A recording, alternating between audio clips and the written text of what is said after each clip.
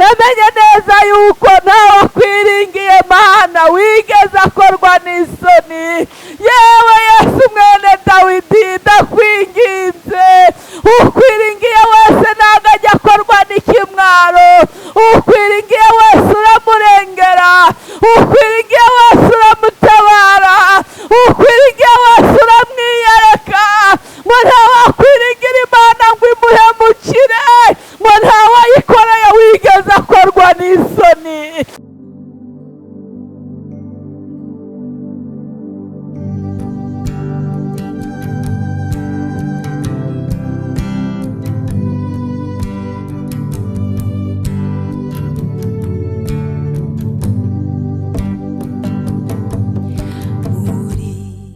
Oya, ikuzimu, umukozi w'ikuzimu ninde?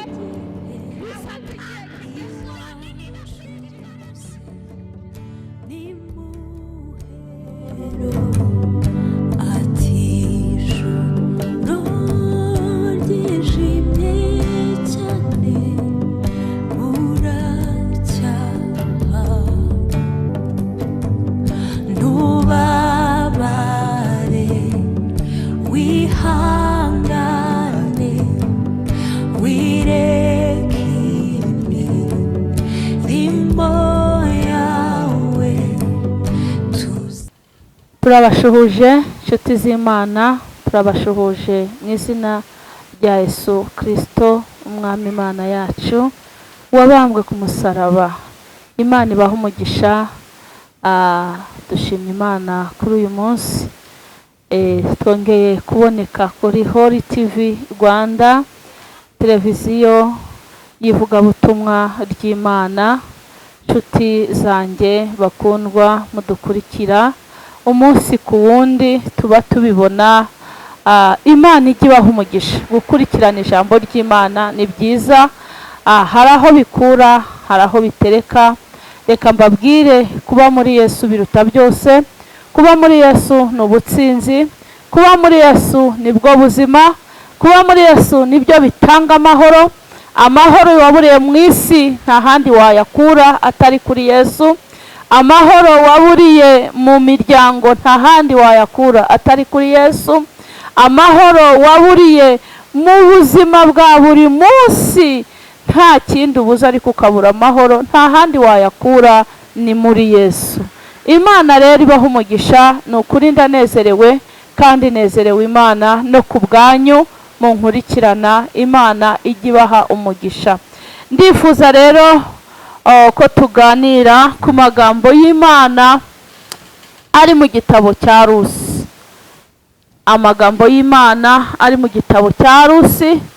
Rusi igice cya mbere turasoma duhereye ku murongo wa mbere tugeze ku murongo wa 5, tuze kongera dusimbuke tujye Rusi igice cya kabiri, nanone dukomeze duhera ku murongo wa mbere.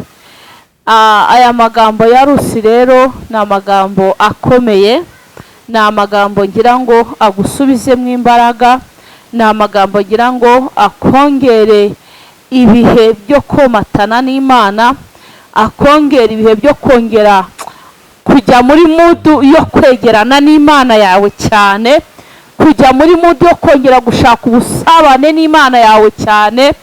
Reka nkubwire, iyo utindanye n'Imana nayo itindana nawe. Haleluya. Iyo utindanye n'Imana nayo itindana nawe. Utindane n'Imana, aho gutindana n'abantu utindana n'Imana, aho gutindana n'iby'isi itindana n'Imana. Kuko nutindana n'Imana izatuma bino byo mu isi byose ubasha kubigendamo neza. Yesu atugirire neza. Itegure nyaboneka dusangire kuri aya magambo y'Imana. Aho uri hose itegure, waba urwaye itegure, waba ushonje itegure, waba uhagaritse umutima itegure, waba wumva isi wayihaze itegure, waba wumva hari ibyakunanije itegure, waba niba hari ibiteye ubwoba biri hejuru yawe Satani yamaze kugambira ku buzima bwawe itegure. Utindane n'Imana. Tugiye gusenga Imana yo mu ijuru kugira ngo itegure imitima yacu tubashe kwakira aya magambo y'Imana yacu.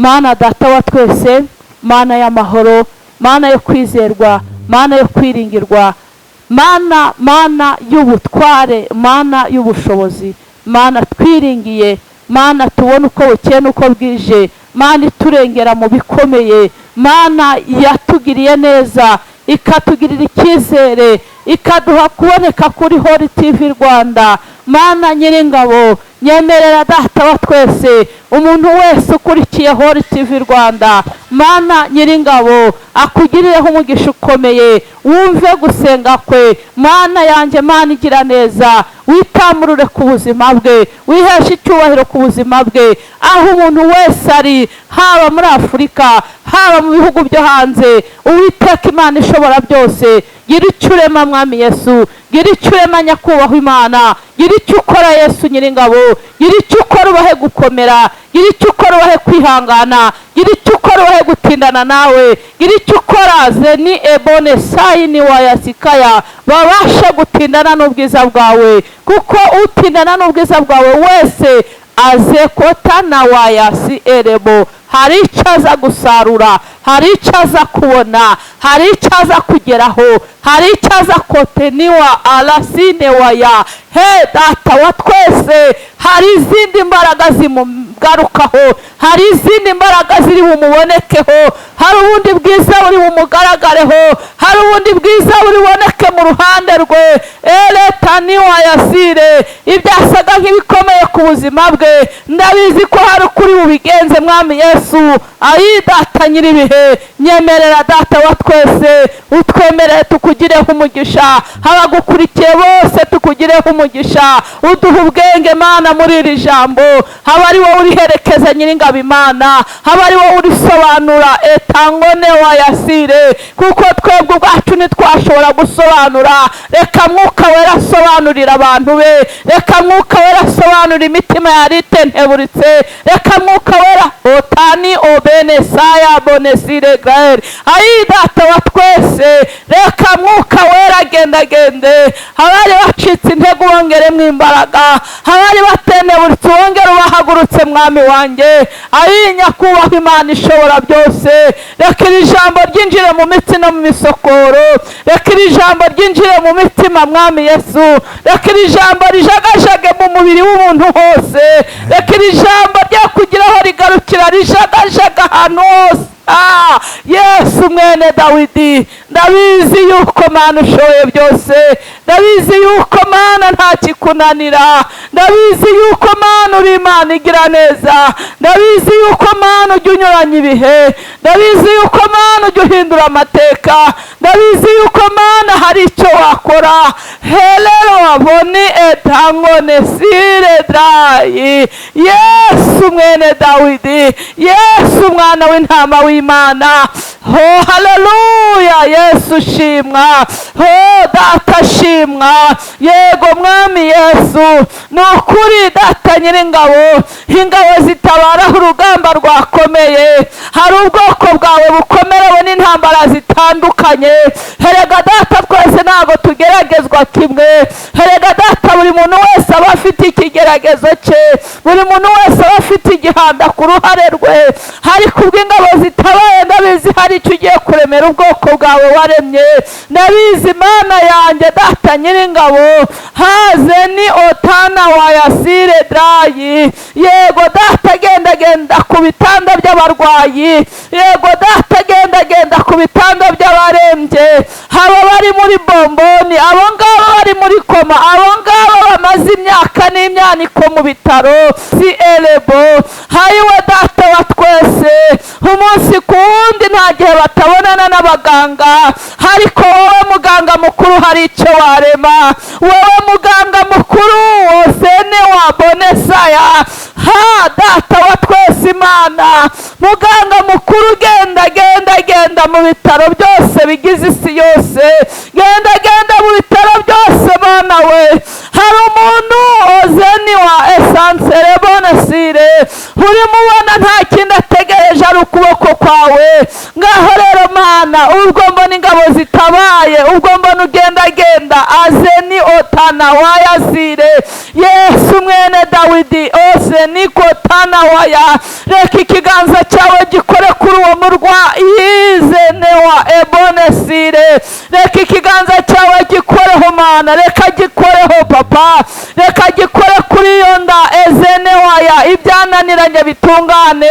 Reka gikore muri uwo mutwe uhora umurya buri munsi, ibyananiranye bitungane.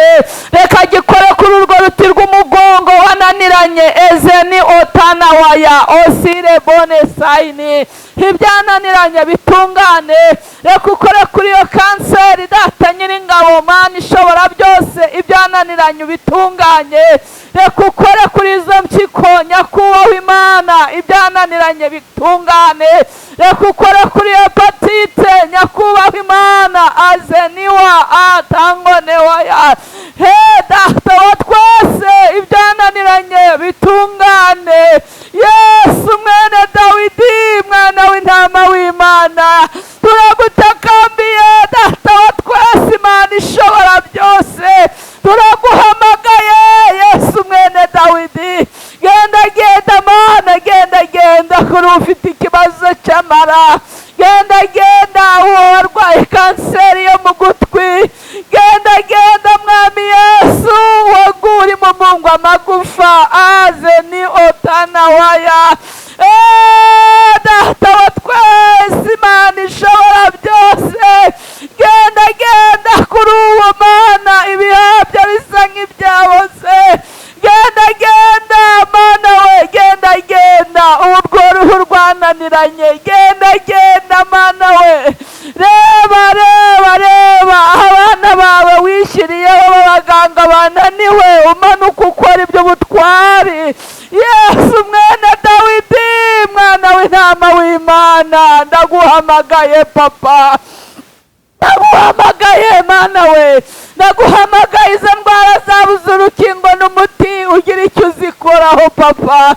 Ndaguhamagaye kuri abo barwaye yezeni otana waya zire drayi, urwaye urubavu mana eze kuwa iyo ageze kwa muganga indwara irabura, ariko yagera mu rugo akarara ijoro, mana mutabare, nta wundi wo kumurengera.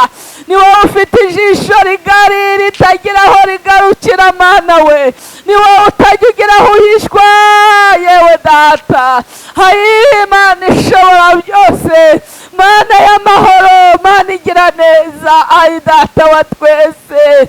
Hayi Yesu mwene Dawidi, genda genda kuri uyu ufite amaboko, ukuboko kuramuhekenya, yarivuje ahantu hose byaranze, arahekenya ukuboko ukuboko ukuboko. Hayi we naho atagiye mu bana washyizeho, oh mana abadogiteri byaranze. Hayi we ahangaha nta wundi wo gukora uretse wowe mana ishobora byose. Hayi we mana yo kwizerwa, mana y'amahoro. Hayi mana we, mana mana. Umuririmbyi yararimbye ngo twaje kwiriba, twaje kuvoma, ngo dudubiza mana tunyweho. Natwe reka tukugirireho umugisha mana, ndi imbere yawe. Hayi kandi buri umwe wese afite isahani ye yazanye ngo umugaburireho. Hayi we hari ukeneye kumugaburira imiti mana agakira, imiti yo mu ijuru, imiti ikiza desenewa yale bone kuwala nsele bone sire. Hari icyo wakora mana kuri uyu muntu uri mu bitaro wabaye debile, ari umupapa ukuze ukamurengera ukamutabara Yesu. Hari icyo wakora mana we, mana we, mana we. Nasengera uyu mubyeyi uhorana ikibazo cy'umwana wabaye debile data, ahorana ipfunwe, ntacyo abuze, arafite byose ntacyo utamuhaye, ariko afite ikibembe cy'uyu mwana ndi kubona. Yesu mwene Dawidi, gira icyo ugikoraho, gira icyo urema, gira icyo ukora. Zeni otana wa ebonesire. Tabara tabara mana, tabara tabara, kuko ari we mutabazi. Niwe twiringiye, niwe twizeye, niwe duhanze amaso.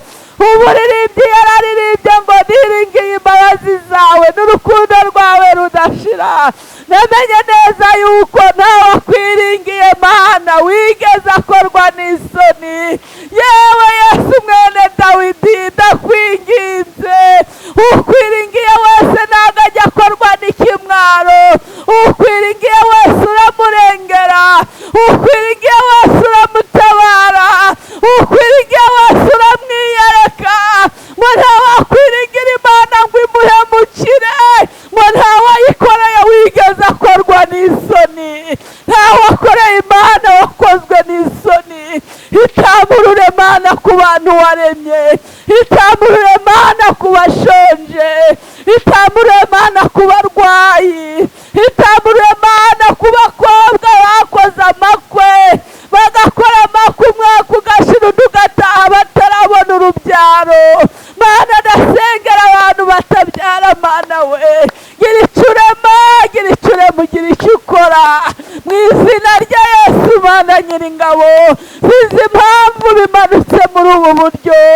ariko ndagupfukamiye kuko nzi ko wumva gusenga ndagupfukamiye kuko nzi ko uri Imana ijya yumva barengere nabo bahindurirwa amazina erega Mana nyuma ya Sara imyaka yamaze wamuhaye umwana w'umugisha biramenyekana kuri Imana hari icyo waremera abantu batabyara Mana we n'abasengeye aho bari hose bamara umubabaro n'agahinda hari ibyo nagiye mbona utanga abana Yesu mwene Dawidi gira icyo ukora Mana gira icyo ukora gira icyo ukora Yesu mwene Dawidi gira icyo ukora Mana ishobora byose ndakwinginze Yesu ndakwinginze ndakwinginze Mwami Mana ndakwinginze ndakwinginze wowe utanga amahoro abantu bayaburiye ukayatanga nta kiguzi utwatse Mana Nyiringabo Yesu mwene Dawidi rengera abantu bawe rengera imfubyi n'abapfakazi rengera abashonje rengera abari mu bukode rengera abashomeri papa rengera umuntu wese wabuze uko abigenza we Mana we gira ingabo Imana rengera abo bantu bawe papa rengera abantu bawe bababaye rengera abantu bawe bababaye rengera bari mu mazu y'imbohe Mwami Imana rengera batagira kirengera ubatabara ubarwanirire Mana Mana Mana Mana Mana Mana yumva gusenga Mana ihorana natwe Mana iri mu ruhande rwacu Mana tujya dutabaza ukadutabara Mana yarengeye Abisiraheli ukabambutsa inyanja itukura bikomeye ubwo amagare n'amafarashi byo kwa Farawo byari bibakurikiye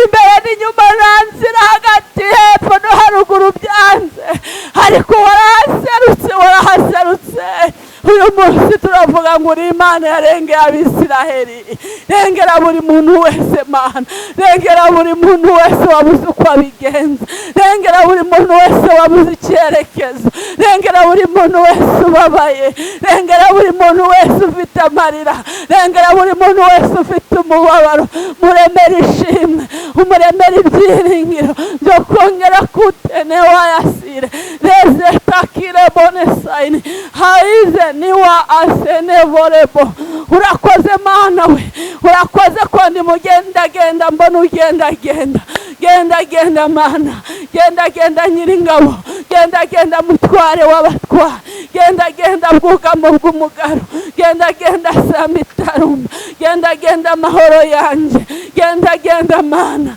niteguye nanjye kugushima kuko imirimo n'ibitangaza mbonye ukoze urakoze data ndagushimye ndakunezerewe bisabye nizeye imbaraga zawe no gukomera kwawe mu izina rya Yesu Kristo Amen. Amen. Amen.